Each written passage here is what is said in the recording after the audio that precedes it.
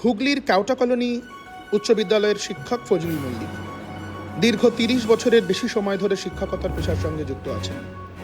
শিক্ষকতার পাশাপাশি সামাজিক কাজকর্মের মধ্যে দিয়ে তিনি মন জয় করে নিয়েছেন গোটা সমাজের। 50ঊর্ধ্ব ফজলুল মল্লিক তার জীবনের আরও একটা মাইলস্টোন ছিলেন। তিনটি বিষয়ে MA পাশ করে তাক লাগিয়ে দিলেন গোটা সমাজকে।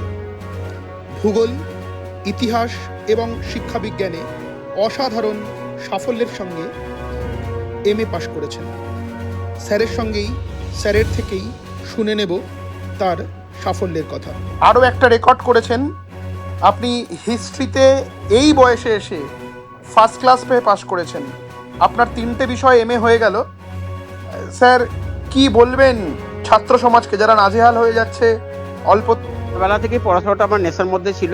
আমার মনে আছে আমি 5 থেকে 12 পর্যন্ত যতদিন স্কুল সংখ্যা হয়েছে আমার এখনো মনে আছে, এবং ওটাকে সকালবেলা স্মরণ করছিলাম। ছেলেমেয়েরা স্কুল খুব কম আসে বলে আমি 2 দিন মাত্র স্কুল কামাই করেছিলাম থেকে 12 পর্যন্ত, এবং এই ডেটটাও আমার মানে ক্লাসটাও মনে আছে। ক্লাস 7-এ একদিন করেছিলাম, আর 12-এ বোধহয় একদিন করেছিলাম।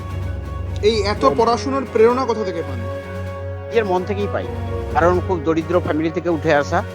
পড়াশোনাটা ছোটবেলা থেকেই একটা নেশা ছিল, কারণ বাড়ির আর্থিক অবস্থা দেখে, বাবার শ্রম দেখে মনে হতো লেখাপড়া শিখে যদি কিছু করতে পারি জীবনে, তাদেরকে একটু ভালো রাখবো, আমি নিজে ভালো থাকবো। এই জন্য আমি পড়াশোনার প্রতি আমার একটু টানটা বেশি থাকে। ফজলুল বাবুর মুখে শুনে নিলাম কিভাবে তিনি সফল হয়েছেন দারিদ্রতাকে কাটিয়ে উঠে।